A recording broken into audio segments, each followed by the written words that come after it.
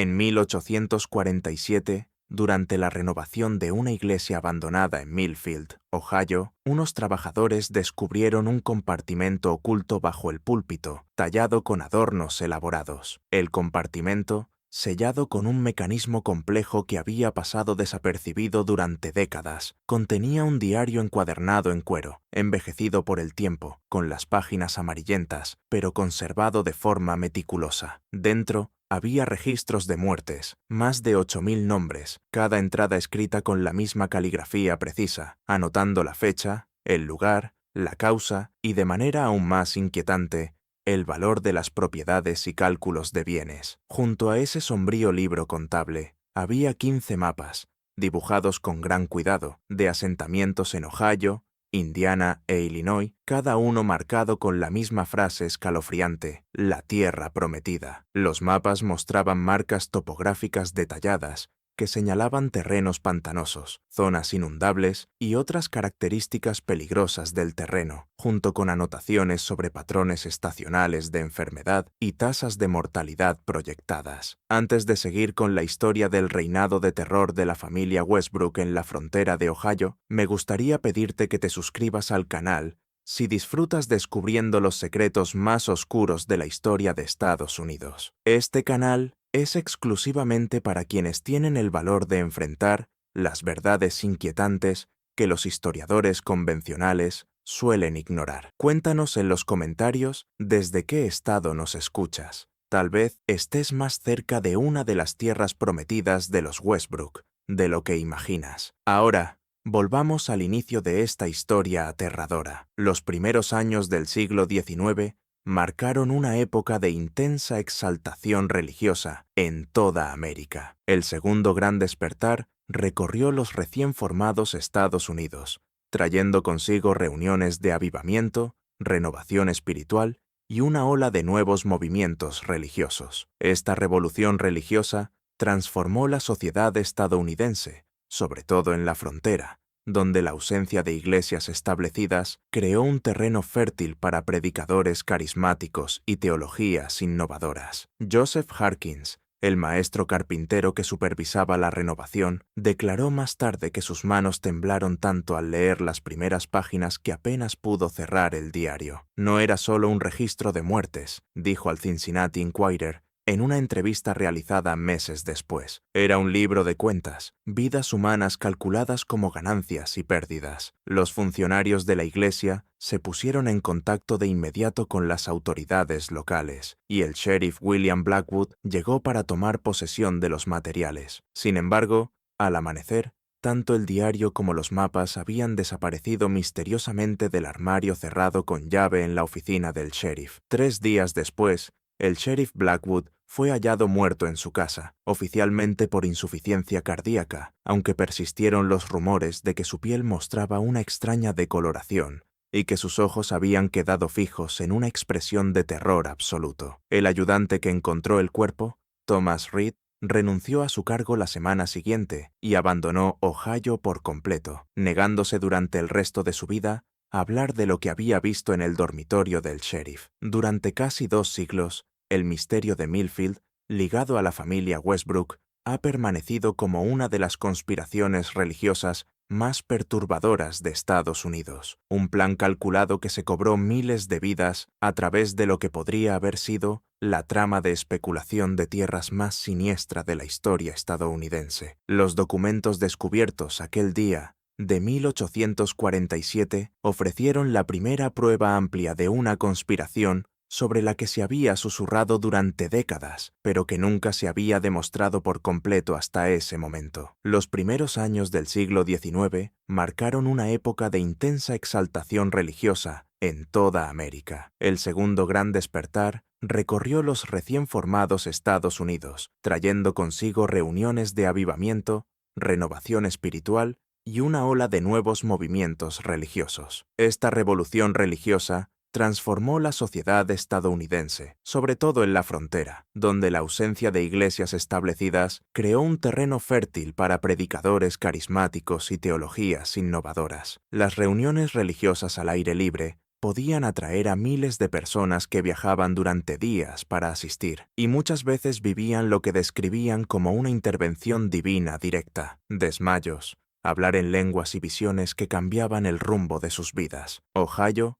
que obtuvo su condición de estado en 1803, representaba la puerta de entrada a la frontera occidental de Estados Unidos, un lugar donde la tierra abundaba, la supervisión era escasa y los hombres ambiciosos podían reinventarse lejos de la mirada vigilante de la sociedad establecida. El estado experimentó un crecimiento explosivo durante ese periodo. Su población pasó de apenas 45.000 personas en 1800 a más de 580.000 en 1820. Esta rápida expansión creó un entorno caótico, donde nuevos asentamientos surgían casi de la noche a la mañana y las comunidades religiosas podían establecerse con muy poca vigilancia. Entre los hombres atraídos por esta oportunidad estaba Isaiah Westbrook, un comerciante fracasado de Hartford, Connecticut, que llegó a Chillicothe, Ohio, en la primavera de 1803. A diferencia de muchos colonos que llegaban con sueños de agricultura o comercio, Isaiah llegó con algo que, según él,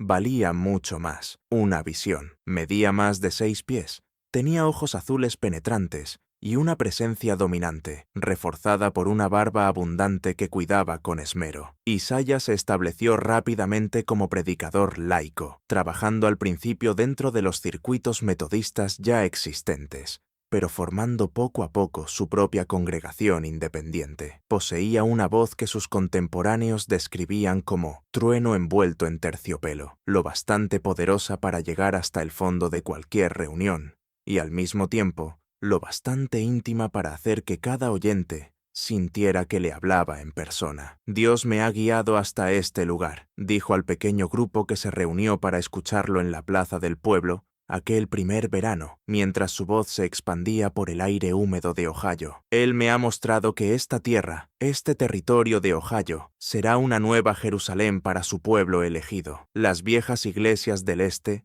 se han vuelto corruptas y complacientes. Aquí, donde los bosques todavía guardan el eco de la creación, construiremos una fe pura». El carisma de Isaiah era innegable. Quienes lo conocían hablaban una y otra vez de una intensidad extraña en su mirada, de una seguridad en sus palabras que parecía ir más allá de la fe común. Hannah Weathers, cuyo diario ofrece uno de los pocos testimonios directos sobre la predicación temprana de Isaiah, escribió: «Cuando el reverendo Westbrook habla de visiones divinas, hasta los más escépticos terminan asintiendo. Hay algo en sus ojos que vuelve imposible la incredulidad, como si pudiera ver directamente el alma y responder a dudas que uno nunca ha dicho en voz alta». En pocos meses, sus sermones al borde del camino ya atraían multitudes desde kilómetros a la redonda. Para el invierno, una congregación pequeña pero entregada se había formado a su alrededor, llamándose a sí mismos los fieles de la nueva promesa. La teología de Isaiah era una mezcla calculada de doctrina cristiana conocida e interpretaciones nuevas que lo colocaban como una voz con una autoridad única. Insistía en la revelación divina directa, en la inminente creación de comunidades sagradas y en el estatus especial de quienes reconocían su llamado, elementos que más adelante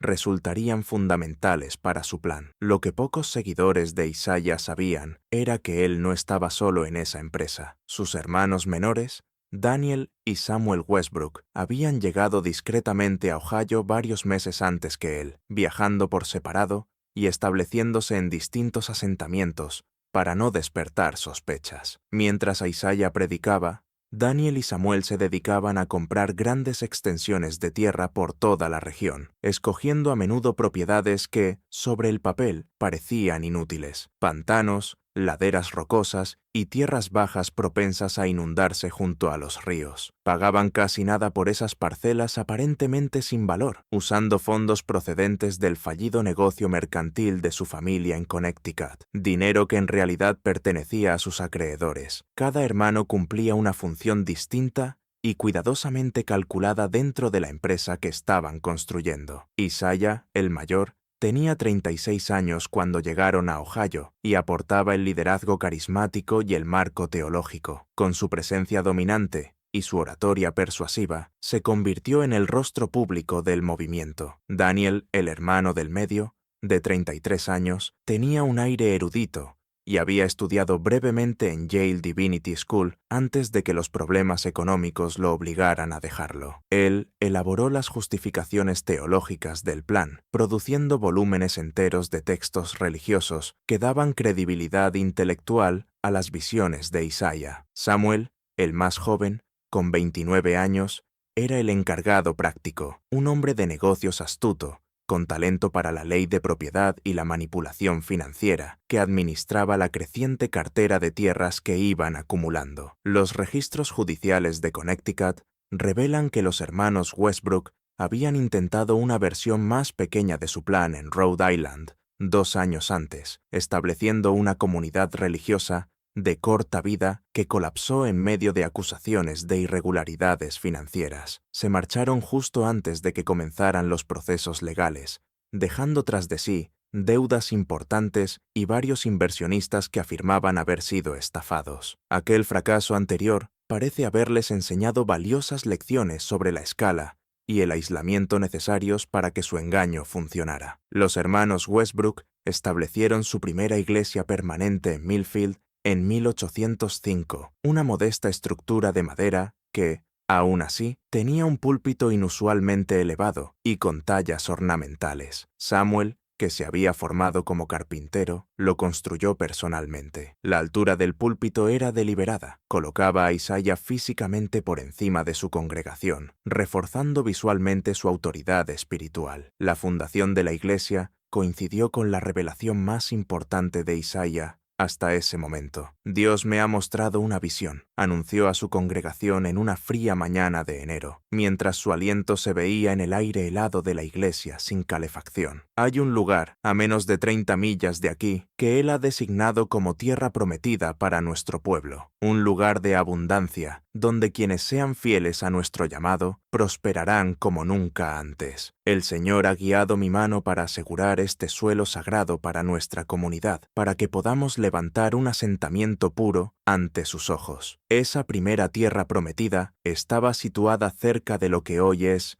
Logan, Ohio, una zona pantanosa del valle del río Hocking, que los Westbrook habían comprado por una fracción de su valor estimado debido a su fama de tener fiebres veraniegas. Lo que los seguidores de Isaiah no sabían era que esa tierra se encontraba en una de las peores zonas de malaria de todo el valle de Ohio, algo bien documentado por colonos anteriores que habían abandonado sus intentos de cultivarla después de sufrir pérdidas devastadoras. James Harrington, un agricultor que se había asentado brevemente en la zona 2 años antes y había perdido a 3 hijos por enfermedad, trató de advertir a varias familias sobre el peligro. «Ese lugar es muerte en verano», le dijo, según se cuenta, a Ezequiel Winters, uno de los seguidores más devotos de Isaiah, al alcanzarlo después de un servicio un domingo. «Cuando llega el calor, llega la fiebre. Yo perdí a 2 hijos allí antes de entender lo que estaba pasando. Ninguna limpieza ni drenaje arreglará esa tierra. Hay algo en el aire mismo que trae enfermedad». Sus advertencias no fueron escuchadas. Isaiah ya se había preparado para ese tipo de escepticismo y lo había incorporado a su teología. «Habrá quienes pongan a prueba vuestra fe», dijo a sus seguidores durante un sermón que respondía de forma clara a las advertencias de Harrington, aunque sin nombrarlo directamente. «Aquellos que temen la tierra prometida porque no poseen la protección espiritual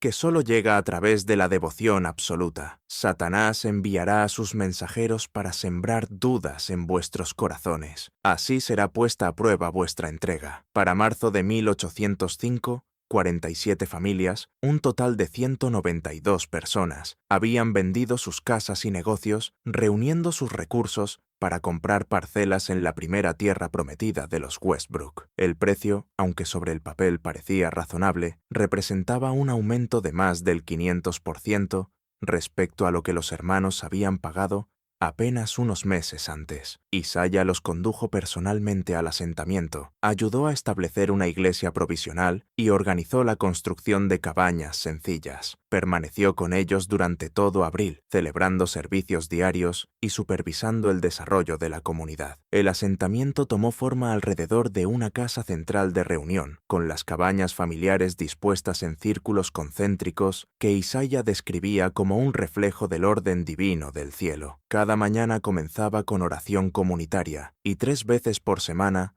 todo el asentamiento se reunía para largos servicios en los que Isaiah desarrollaba su creciente teología sobre la elección divina y la purificación espiritual a través del sufrimiento. El Edén no fue construido sin esfuerzo, les recordaba a menudo mientras luchaban por limpiar la tierra encharcada para sembrar. La tierra prometida de nuestros antepasados requirió 40 años de camino para ser alcanzada. Nuestra prueba puede adoptar formas distintas, pero nuestra recompensa no será menos gloriosa. Entonces, cuando mayo se acercaba, y los primeros mosquitos aparecieron en números alarmantes, Isaiah anunció otra revelación. Dios me llama a preparar el camino para más de sus elegidos, declaró durante un servicio nocturno, con voz solemne. Debo regresar a Millfield para guiar a otros hacia su salvación, para que también ellos puedan unirse a nuestra santa empresa. Partió a la mañana siguiente, llevándose con él a Daniel,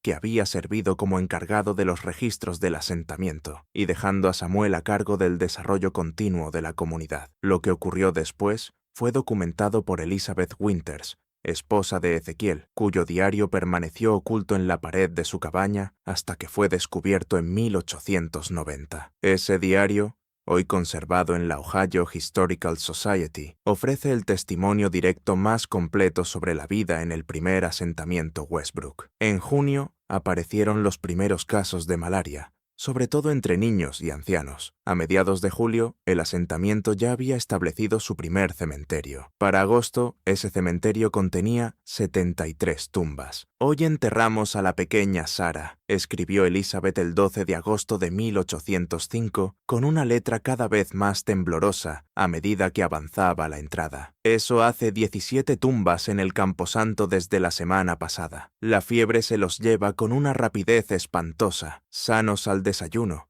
delirando al anochecer, muertos antes del siguiente amanecer. Ezequiel insiste en que esto es una prueba de fe, pero no puedo comprender qué querría Dios con tantas almas inocentes. Sugerí volver a Millfield, pero Ezequiel dice que el reverendo Westbrook advirtió que quienes abandonan la tierra prometida abandonan también su salvación. Samuel Westbrook visita cada tumba nueva y escribe en su libro con tal cuidado que uno diría que está registrando nacimientos y no muertes. La entrada del diario del 3 de septiembre revela un detalle inquietante. Samuel pasa horas en su cabaña con sus libros de cuentas. Ayer, a través de la ventana, lo vi haciendo cálculos después de que encontraron muerta a la familia Miller en su casa. 4 almas más para sus libros. Hay algo antinatural en su precisión. No hay dolor, solo números. Para octubre, más de la mitad de la población del asentamiento había muerto. Los supervivientes, debilitados y empobrecidos, abandonaron sus tierras y se dispersaron. Muchos murieron en el camino hacia otros asentamientos, y sus cuerpos fueron hallados por viajeros a lo largo de los caminos rudimentarios que se alejaban de la tierra prometida. Quienes lograron llegar a pueblos establecidos se convirtieron en objeto tanto de compasión como de sospecha, víctimas de lo que muchos vecinos consideraban un extraño culto religioso. Mientras tanto, en Millfield, Isaiah expresó un profundo dolor por la tragedia y la incorporó a una serie de sermones poderosos sobre la fe puesta a prueba por la adversidad. Nuestros hermanos y hermanas han sido llamados al cielo antes que nosotros, predicó ante su congregación cada vez mayor, con la voz quebrada por lo que parecía una emoción sincera. Su sacrificio ha santificado esa tierra y ha preparado el camino para una nueva revelación. El Señor prueba con más dureza a aquellos a quienes ama con más profundidad. Lo que ninguno de sus seguidores sabía era que Isaías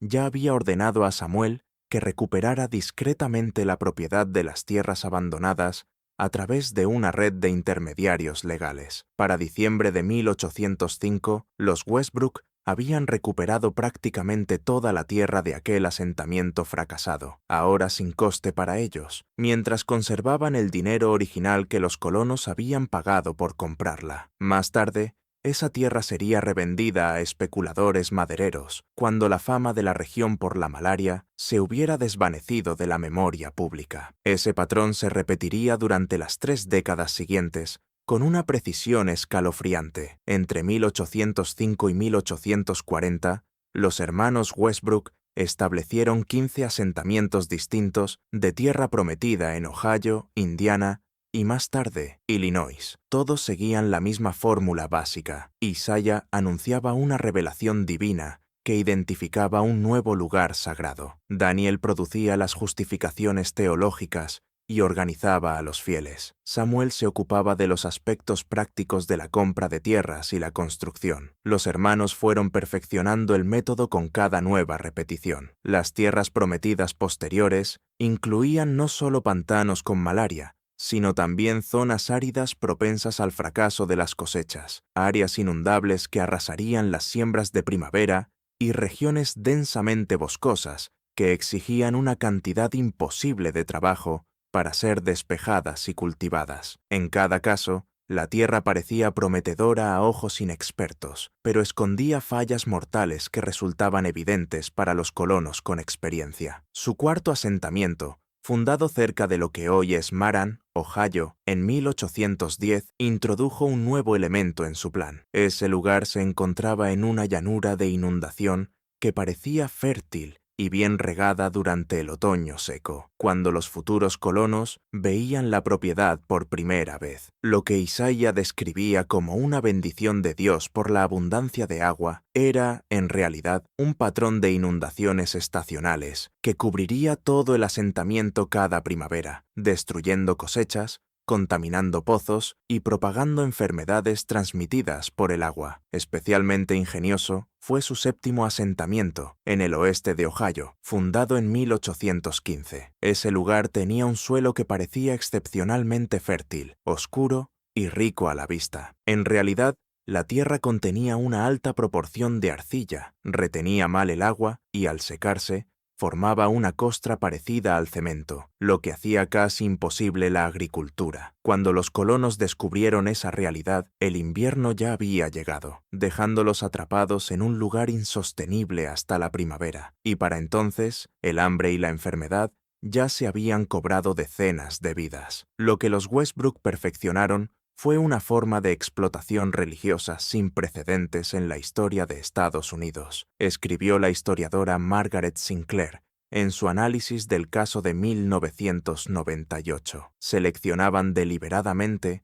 tierras que producirían el mayor número posible de víctimas durante el primer año del asentamiento, lo que les permitía recuperar y revender las propiedades varias veces a nuevos grupos de fieles. Su plan combinaba lo peor de la manipulación religiosa y del capitalismo depredador, usando la fe como arma contra las mismas personas que la abrazaban con mayor fervor. El segundo componente clave del plan de los Westbrook surgió hacia 1810, cuando comenzaron a exigir a todos los miembros de su movimiento que firmaran un pacto de fe, un documento que parecía un compromiso espiritual, pero que en realidad funcionaba como una transferencia legal de derechos de propiedad. Estos pactos, redactados por Daniel con la ayuda de asesores legales a quienes los hermanos consultaban discretamente en Cincinnati, establecían que, si un colono abandonaba su tierra o moría sin herederos directos que fueran miembros de la fe, su propiedad pasaría a la Iglesia, lo que, en términos legales, significaba a los hermanos Westbrook. El lenguaje del pacto estaba cuidadosamente diseñado para ocultar su verdadero propósito bajo capas de terminología religiosa. Así como Moisés condujo a su pueblo por el desierto hacia tierras que manan leche y miel, así también yo entrego mis bienes terrenales para mayor gloria de nuestro camino compartido. Si el Señor me llama a su lado antes de que mi labor en la tierra haya terminado, o si mi fe flaquea y abandono nuestra comunidad sagrada, consagro por la presente mi parte de la tierra prometida al ministerio continuo de nuestra Iglesia, para que otros puedan beneficiarse de las bendiciones que yo he recibido. Los registros judiciales del condado de Franklin, Ohio, muestran que, solo entre 1812 y 1815, los Westbrook recuperaron la propiedad de más de 400 parcelas de tierra mediante estas cláusulas del pacto, la mayoría después de la muerte de familias enteras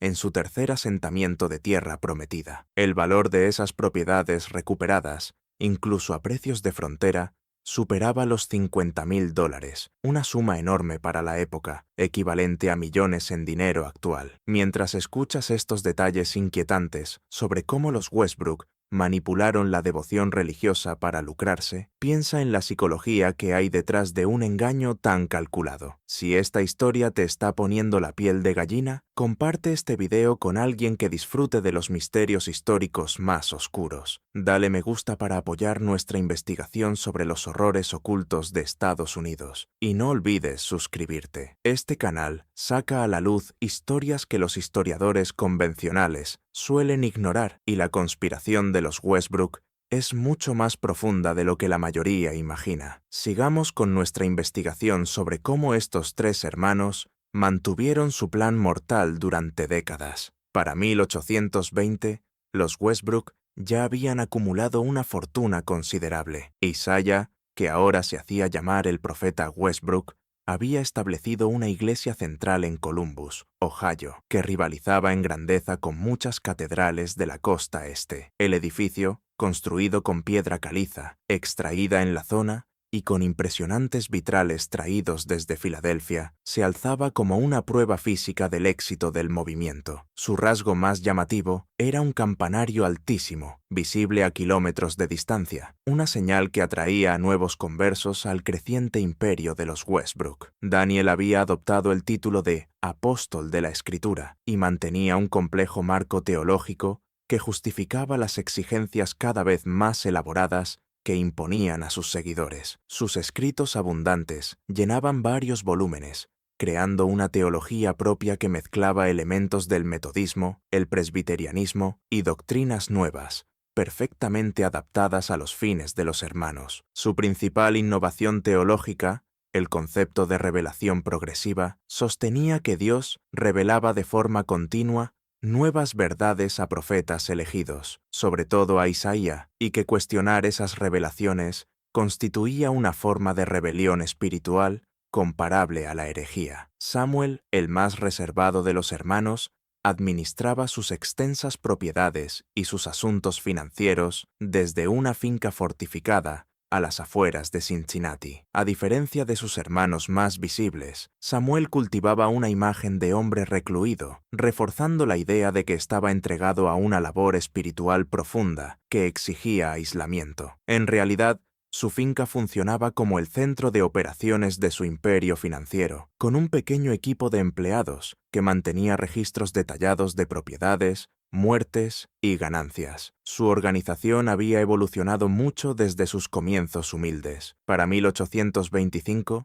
la Iglesia Westbrook afirmaba tener más de 3.000 miembros en Ohio y en estados vecinos. La mayoría de esos seguidores no vivían en los mortales asentamientos de tierra prometida, sino que eran congregantes convencionales que asistían a servicios regulares y aportaban apoyo económico mediante diezmos y donaciones. Esa membresía más amplia les daba legitimidad y, además, un flujo constante de posibles reclutas para nuevos asentamientos. Los hermanos también habían desarrollado una estructura jerárquica que los protegía de una implicación directa en los aspectos más polémicos de su operación. Ancianos y diáconos, lugartenientes de confianza, que habían demostrado su lealtad, se encargaban ahora de muchas de las tareas cotidianas de gestión de los asentamientos y transferencias de propiedades. Este sistema permitía a los Westbrook mantener una negación creíble sobre las condiciones de los asentamientos, mientras seguían beneficiándose de su colapso. Su creciente riqueza les permitió emplear métodos de operación cada vez más sofisticados. Las compras de tierra se hacían ahora a través de una red de empresas fantasma y testaferros, lo que dificultaba rastrear la propiedad hasta la iglesia. Los suministros para los asentamientos se vendían a través de negocios controlados por la iglesia y a precios inflados, creando otra fuente de ingresos. Incluso los servicios funerarios para las inevitables víctimas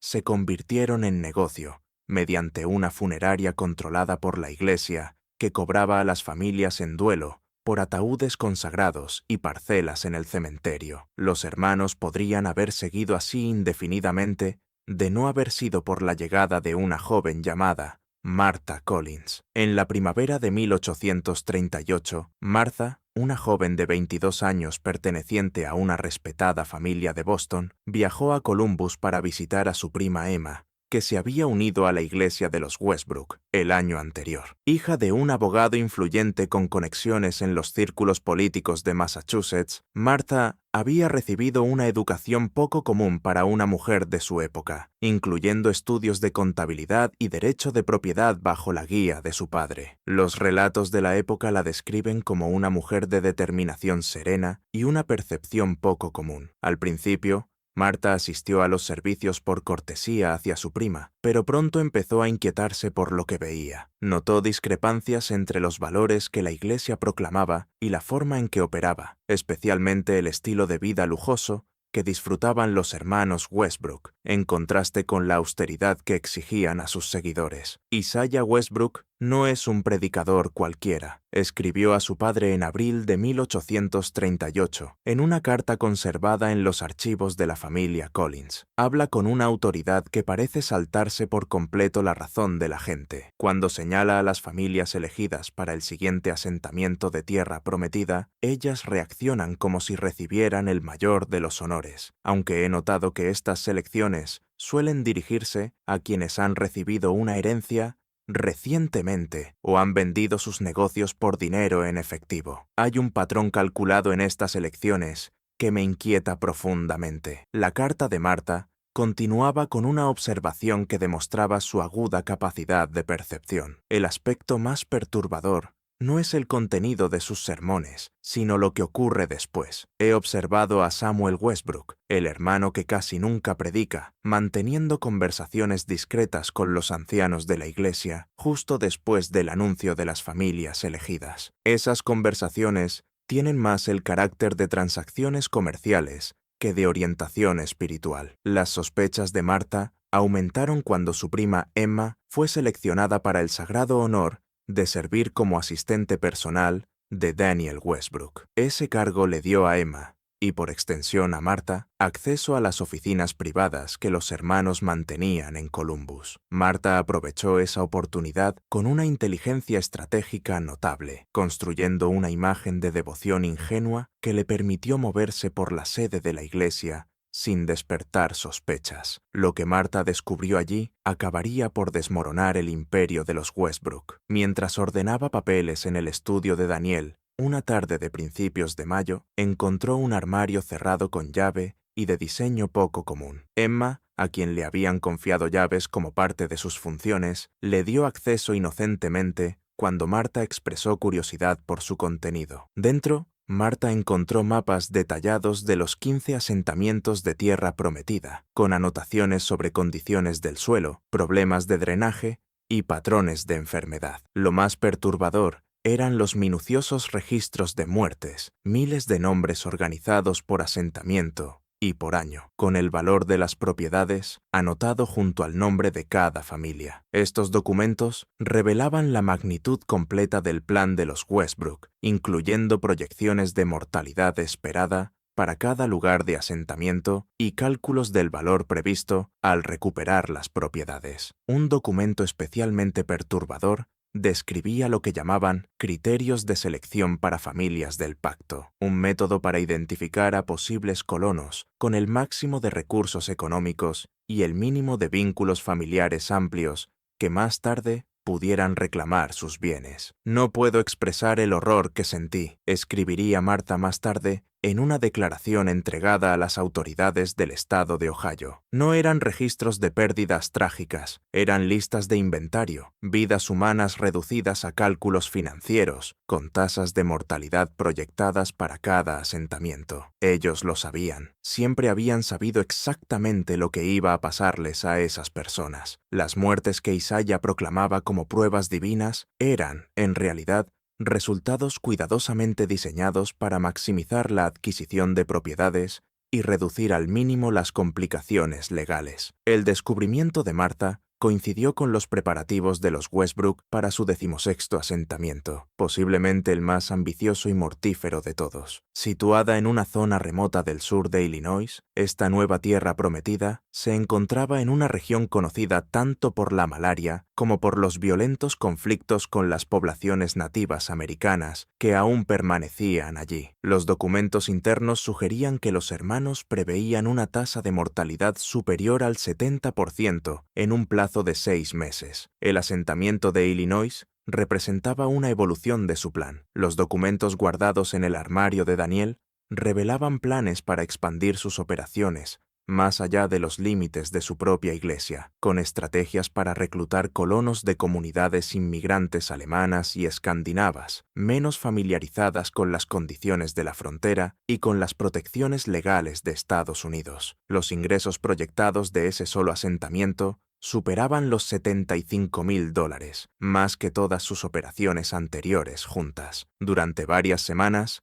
Marta copió en secreto documentos clave, incluyendo mapas de asentamientos y partes de los registros de muertes. Trabajando hasta altas horas de la noche en su habitación de la pensión, reprodujo la evidencia con gran cuidado y escondió esas copias dentro de una Biblia vaciada por dentro, un escondite irónicamente perfecto para pruebas de explotación religiosa. Su plan era escapar de regreso a Boston con aquella evidencia y alertar a las autoridades federales a través de las conexiones políticas de su padre. Sin embargo, a medida que se acercaba el día de su partida, notó un cambio en la forma en que la trataban dentro de la comunidad religiosa. Miembros de la iglesia que antes habían sido amables comenzaron a mostrarse distantes o demasiado interesados en sus movimientos. También observó a hombres desconocidos, vigilando la pensión donde se alojaba. Emma me dice que Daniel ha estado haciendo preguntas extrañas sobre mis actividades. Escribió en su última carta a casa, que nunca fue enviada, pero que más tarde fue encontrada oculta en su pensión de Columbus. Ayer, Isaiah me invitó a una reunión privada de oración para hablar de lo que él llamó preocupaciones sobre mi compromiso espiritual. Rechacé la invitación, alegando enfermedad. Esta mañana noté que un hombre me seguía por el mercado. Temo que sospechen algo. Si me ocurre algo, por favor sabed que los hermanos Westbrook no son hombres de Dios, sino mercaderes de la muerte. Sus tierras prometidas son campos de exterminio, elegidos deliberadamente por sus condiciones letales. Los temores de Marta estaban justificados. Sin que ella lo supiera, un miembro de la iglesia la había visto copiando documentos tarde una noche y se lo había comunicado a Samuel Westbrook. Los Westbrook iniciaron de inmediato una investigación discreta sobre aquella posible brecha de seguridad, y Samuel viajó personalmente desde Cincinnati a Columbus para encargarse de la situación. Registros de la iglesia, obtenidos décadas más tarde, revelan una reunión de emergencia de los hermanos y su círculo más cercano el 15 de mayo de 1838, con un enigmático punto en la agenda: tratar la situación Collins. La noche del 17 de mayo de 1838, Marta intentó subir a una diligencia con destino a Pittsburgh, el primer tramo de su viaje de regreso a casa. Nunca lo logró. Según el registro del operador de la diligencia, una joven que coincidía con la descripción de Marta se acercó a la estación, pero fue interceptada por dos hombres que se la llevaron tras una breve conversación. Más tarde, un testigo declaró haberla visto entrar en un carruaje de la iglesia, acompañada por un hombre que se cree que era Samuel Westbrook. Nunca volvió a ser vista. La explicación oficial ofrecida por la iglesia Westbrook fue que Marta había recibido un llamado divino para unirse al equipo de preparación avanzada del asentamiento de Illinois. Cuando su familia en Boston hizo preguntas, recibió cartas supuestamente escritas por Marta, en las que describía su viaje espiritual y pedía que no volvieran a contactar con su vida anterior. Más tarde, expertos en caligrafía confirmarían que esas cartas eran falsificaciones, probablemente escritas por Daniel Westbrook, cuya formación erudita incluía preparación en redacción documental. La desaparición de Marta podría haber quedado como un misterio más si no hubiera desencadenado una cadena de acontecimientos que terminaría exponiendo los crímenes de los Westbrook. Su padre, William Collins, un destacado abogado de Boston con conexiones con el senador de Massachusetts, Daniel Webster, se negó a aceptar la explicación de la Iglesia. Viajó a Columbus en julio de 1838 y lanzó su propia investigación, contratando detectives locales y ofreciendo recompensas considerables a cambio de información. Collins no era un hombre al que se pudiera subestimar. Su bufete había llevado varios casos de gran notoriedad en Massachusetts y afrontó la desaparición de su hija con la misma determinación metódica que le había dado éxito en los tribunales. Estableció una base de operaciones en Columbus y comenzó a entrevistar sistemáticamente a miembros de la Iglesia, ofreciendo incentivos económicos por información que pronto superaron lo que los Westbrook podían contrarrestar. Esta presión externa coincidió con crecientes fracturas internas dentro de la organización Westbrook. Sus décadas de éxito habían generado arrogancia y descuido. Los sermones de Isaiah se habían vuelto cada vez más apocalípticos, prometiendo castigo divino contra los enemigos de la fe, amenazas apenas disimuladas contra cualquiera que cuestionara su autoridad. Daniel había desarrollado una dependencia al láudano que afectaba su fiabilidad y, en ocasiones, hacía declaraciones teológicas contradictorias que confundían a los seguidores. Samuel, siempre el más pragmático de los hermanos, había comenzado a transferir bienes a cuentas en New Orleans, posiblemente preparando una vía de escape. Estas debilidades abrieron una oportunidad para Jacob Miller, un diácono de la iglesia de Columbus,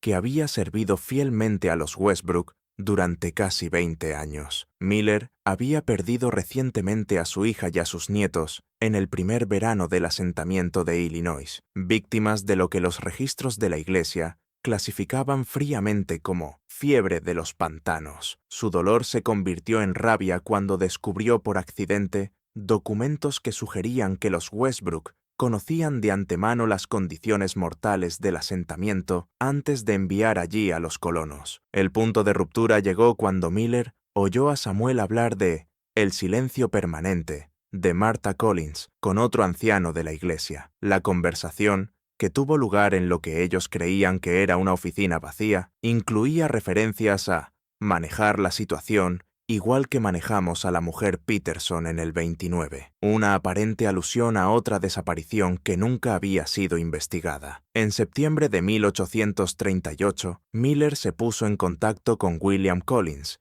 y le proporcionó confirmación desde dentro sobre los hallazgos de Martha. Más importante aún, reveló la existencia del secreto mejor guardado de los hermanos, un libro maestro que contenía registros de todas las muertes, transferencias de propiedades y ganancias de cada asentamiento desde 1805. Este libro de cuentas, al que los hermanos se referían como The Accounting, supuestamente se guardaba en un compartimento oculto bajo el púlpito de la iglesia original de Millfield, que para entonces servía sobre todo como santuario histórico del movimiento. No lo llaman The Accounting solo en el sentido de registros financieros, le dijo Miller a Collins en una declaración jurada. Para ellos es una especie de contabilidad divina, un registro que, según creen, justifica sus actos. Isaiah se ha convencido de que estas muertes sirven a un propósito superior. Daniel ha construido elaboradas justificaciones teológicas, pero Samuel, él solo ve las ganancias. Guarda ese libro como un hombre de negocios, guarda el registro de transacciones exitosas. Con esta información en la mano, Collins acudió al gobernador de Ohio,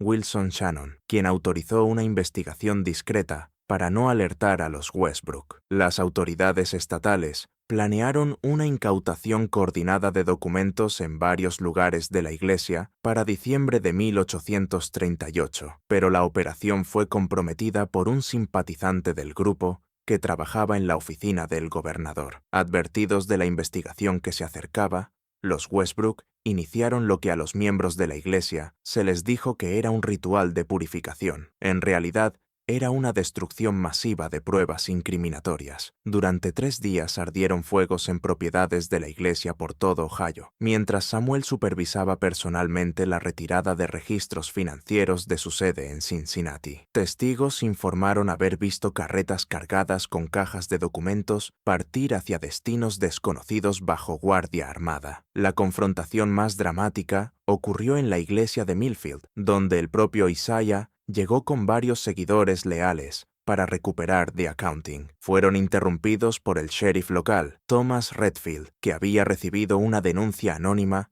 que más tarde se supo había sido enviada por Jacob Miller. El enfrentamiento dejó a 2 miembros de la iglesia muertos y a Isaiah herido, pero los Westbrook escaparon con la mayor parte de su documentación más importante. Este episodio dio inicio a lo que los periódicos de la época llamaron el éxodo Westbrook. Durante los 3 meses siguientes, los hermanos liquidaron todos los bienes que pudieron y huyeron hacia el sur, rumbo a New Orleans, con aproximadamente 60 seguidores leales. Su recorrido fue seguido a través de Kentucky y Tennessee por una combinación de detectives privados, contratados por Collins, y agentes federales que respondían a cargos formales de fraude y conspiración presentados en tribunales de Ohio. La investigación se amplió mientras huían, y autoridades de varios estados encontraron más pruebas de los crímenes de los hermanos. En una habitación de hotel de Nashville, abandonada por Daniel, los investigadores hallaron registros parciales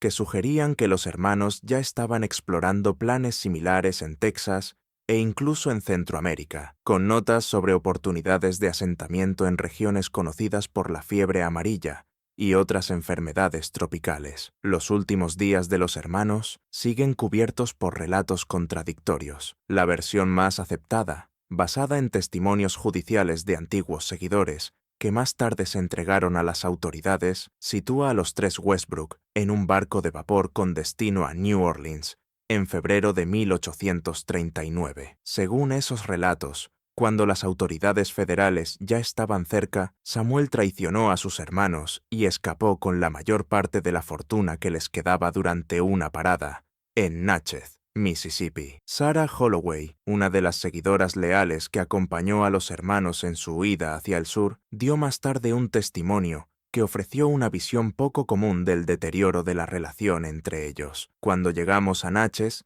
casi no se hablaban. Isaiah pasaba los días rezando, convencido de que la intervención divina aún los salvaría. Daniel apenas era coherente la mayoría de los días, perdido en sueños de láudano. Samuel observaba a ambos con un desprecio cada vez mayor. La noche antes de llegar a Natchez, le oí decirle a Isaiah: «Tu Dios nos ha abandonado. Hermano, ha llegado el momento de buscar mi propia salvación». Isaiah y Daniel, ya convertidos en fugitivos y con recursos cada vez más escasos, supuestamente continuaron hasta New Orleans, donde intentaron conseguir pasaje hacia Cuba. La noche del 12 de marzo de 1839, ambos hermanos murieron en lo que la policía local registró como una disputa comercial que se volvió violenta en el muelle de New Orleans. Algunos historiadores sugieren que este conveniente final de la persecución pudo haber sido en realidad una ejecución extrajudicial tolerada por las autoridades, que temían que el juicio de los hermanos sacara a la luz revelaciones incómodas sobre cómo habían actuado con impunidad durante tanto tiempo. Un trabajador del muelle que presenció el incidente afirmó después que Isaiah murió aferrando contra el pecho un pequeño libro encuadernado en cuero, posiblemente una parte de The Accounting que nunca fue recuperada. Según se dice,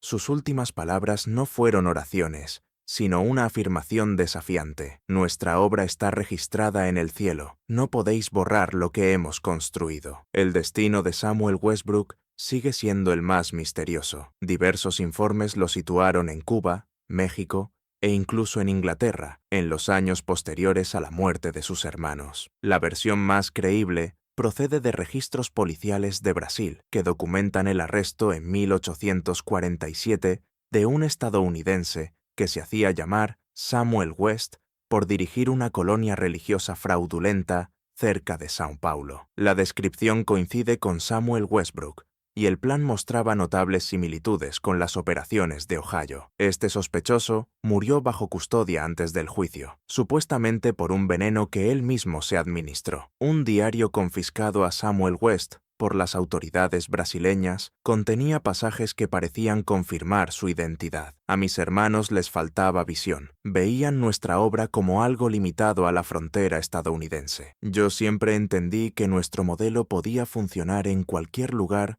donde la fe cegara a la gente ante la razón. Los principios siguen siendo válidos, aunque su aplicación debe adaptarse a las condiciones locales. Lo más perturbador de los Westbrook no es solo la magnitud de sus crímenes, que se calcula que causaron entre 7.000 y 9.000 muertes en 3 décadas, sino lo eficazmente que explotaron el panorama religioso de Estados Unidos para cometerlos. Actuaron en una época de intensa experimentación espiritual, cuando nuevas denominaciones y movimientos religiosos surgían con regularidad en la frontera. Sus asentamientos estaban lo bastante aislados como para evitar el escrutinio, pero también lo bastante cerca de las rutas de transporte como para atraer nuevas víctimas. Se aprovecharon de debilidades fundamentales de la sociedad estadounidense en desarrollo: la falta de comunicación entre comunidades dispersas, la ausencia de supervisión regulatoria en la frontera y, sobre todo, las protecciones constitucionales a la práctica religiosa, que hacían que las autoridades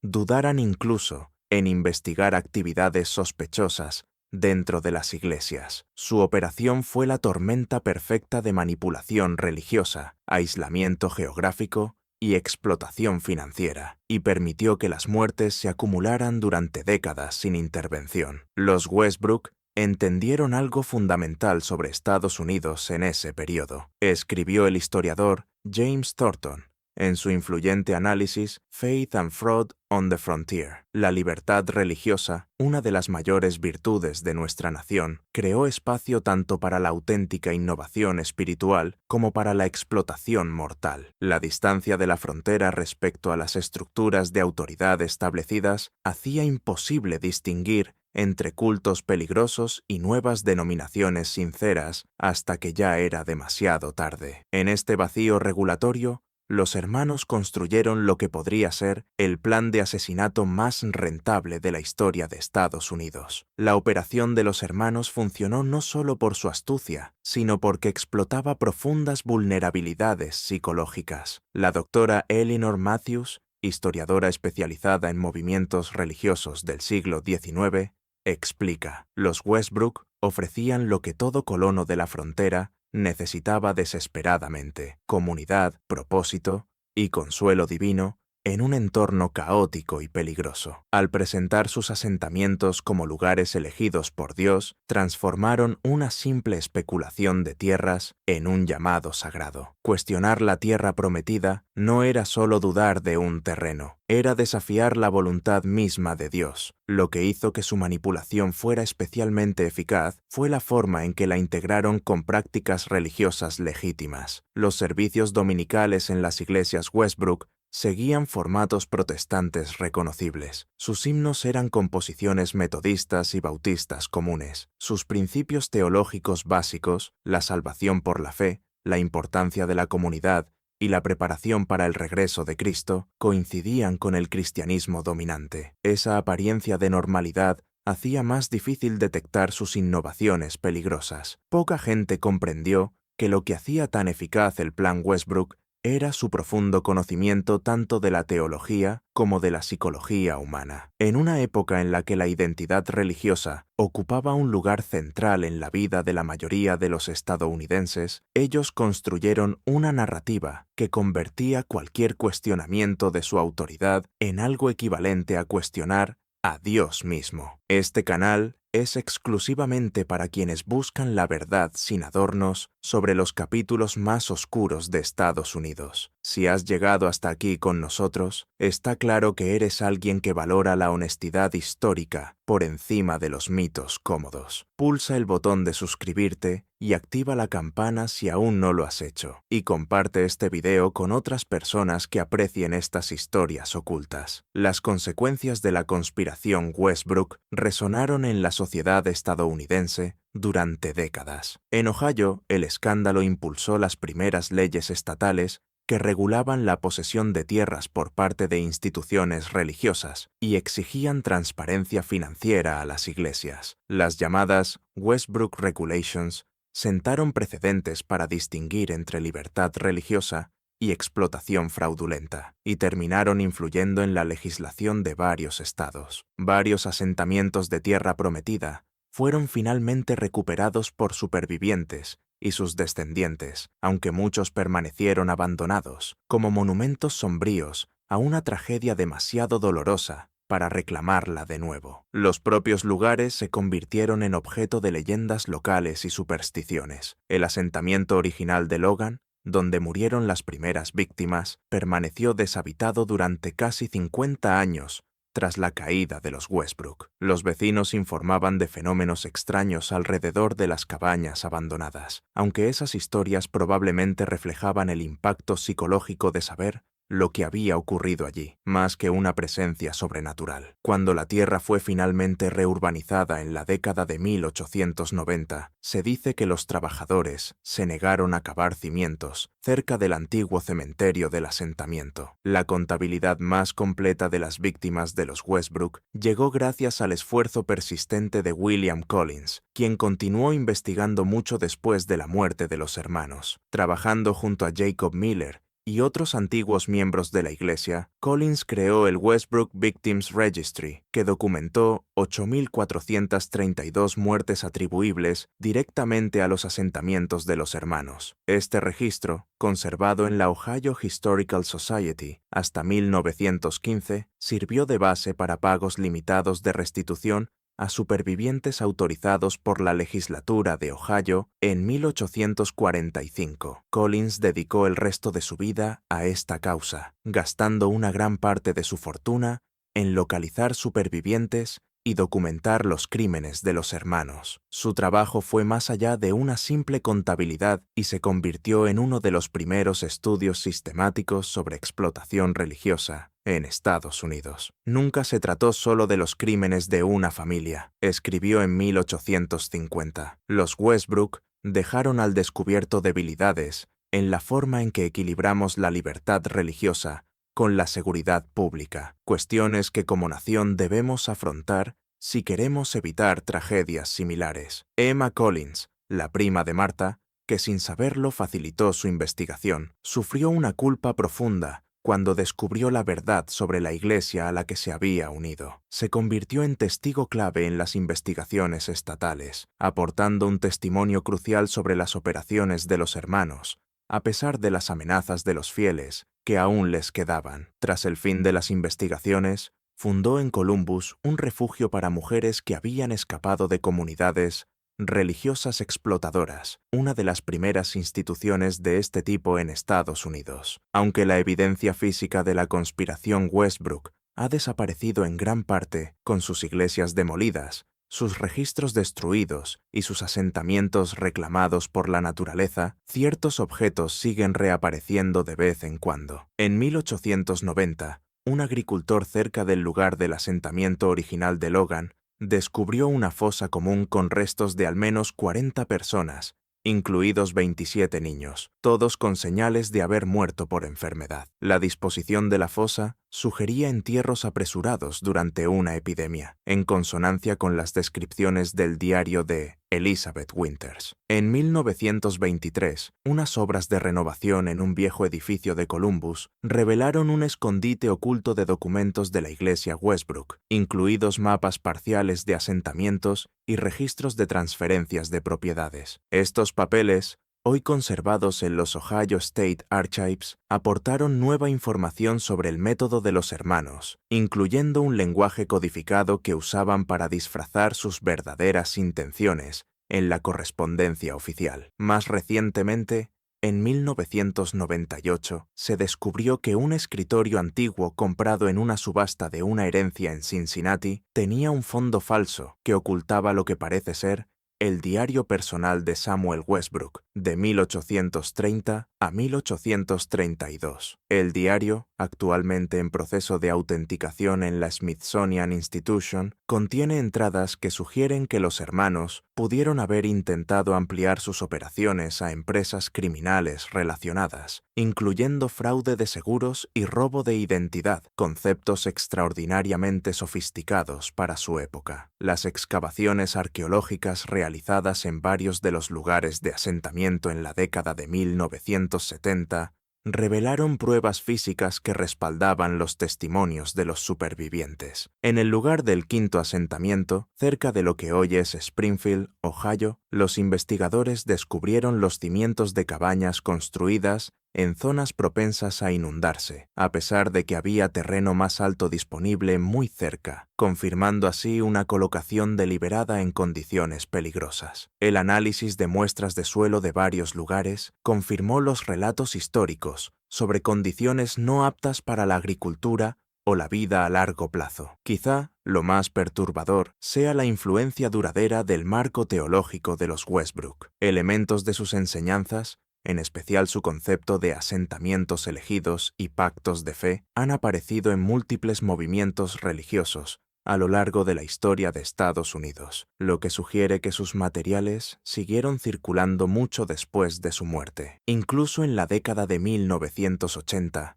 las autoridades desmantelaron en Montana una comunidad religiosa cuyos documentos fundacionales contenían pasajes idénticos a los textos del Pacto Westbrook, aunque no pudo establecerse una línea directa de continuidad. Los estudiosos de la religión han identificado lo que llaman Westbrook Patterns en varios movimientos explotadores: liderazgo carismático que afirma tener autoridad divina, aislamiento de los seguidores en lugares remotos y acuerdos financieros que transfieren bienes a la organización. Los Westbrook no inventaron la explotación religiosa, señala el teólogo Dr. Robert Harmon, pero la refinaron hasta convertirla en un sistema aterradoramente eficiente que, por desgracia, ha inspirado a otros. Martha Collins, cuya valiente investigación desencadenó la caída de los Westbrook, fue declarada oficialmente muerta en 1845, después de búsquedas exhaustivas que no encontraron rastro alguno de ella. Su padre creó una fundación con su nombre, dedicada a investigar fraudes religiosos, que operó durante toda la segunda mitad del siglo XIX. La Martha Collins Society financió investigaciones sobre movimientos religiosos sospechosos y ofreció asistencia legal a personas que buscaban abandonar grupos controladores, una labor que continúa hoy a través de organizaciones sucesoras. En 1890, una mujer en San Francisco, que afirmaba ser Martha, captó brevemente la atención pública, pero las investigaciones demostraron que era una impostora que buscaba obtener dinero de la familia Collins. El verdadero destino de Martha Collins sigue siendo uno de los grandes misterios del caso Westbrook, con teorías que van desde un asesinato a manos de Samuel Westbrook hasta una nueva identidad creada en otro país. Lo que le ocurrió a Martha Collins representa el último secreto de los Westbrook, escribió Elizabeth Chambers en su análisis del caso de 2005. Los hermanos se llevaron ese conocimiento a la tumba, dejándonos preguntas que quizá nunca puedan responderse. Los supuestos avistamientos de Martha Collins continuaron de forma periódica hasta bien entrado el siglo XX, convirtiéndose en una especie de folclore estadounidense. En la década de 1920, una anciana en una pensión de París supuestamente contaba historias sobre los hermanos Westbrook a otros residentes, antes de desaparecer cuando unos visitantes estadounidenses mostraron interés en su relato. En 1943, una donación a la Ohio Historical Society incluyó un relicario con lo que parecía ser un retrato de una mujer en edad avanzada, parecida a Martha, aunque no se pudo verificar su procedencia. La última referencia conocida a The Accounting, el libro maestro que documentaba las operaciones de los hermanos, aparece en una carta de un comerciante de antigüedades de New Orleans a un coleccionista de Boston, fechada en 1879. La carta describe un volumen de lo más curioso,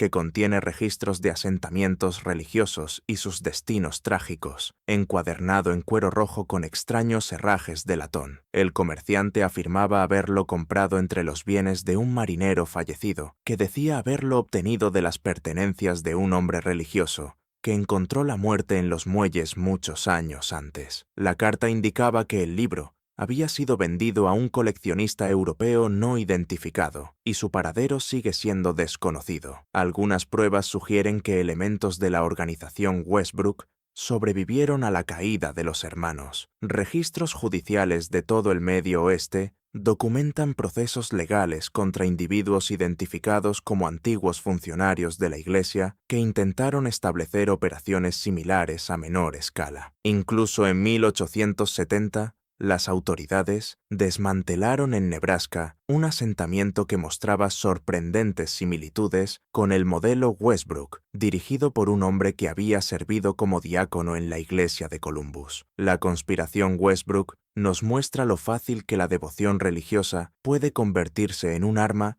cuando se combina con codicia y carisma. Su historia sirve como advertencia sobre los peligros de la fe ciega y sobre la vulnerabilidad de quienes buscan un sentido espiritual. En el panorama religioso de Estados Unidos, donde la libertad de creencia es fundamental, pero la supervisión suele ser limitada, la línea entre la innovación espiritual sincera y la explotación mortal sigue siendo peligrosamente delgada. ¿Qué piensas de este oscuro capítulo de la historia de Estados Unidos? ¿Crees que ya se ha revelado todo sobre los Westbrook o todavía quedan secretos enterrados en el pasado religioso de América? Deja tu opinión en los comentarios. Si te gustó esta exploración de los horrores ocultos de Estados Unidos, suscríbete, activa la campana y compártelo con alguien que aprecie los misterios históricos. Este canal no es para todo el mundo, solo para quienes tienen el valor de mirar de frente las verdades más oscuras de nuestra nación. Nos vemos en el próximo video.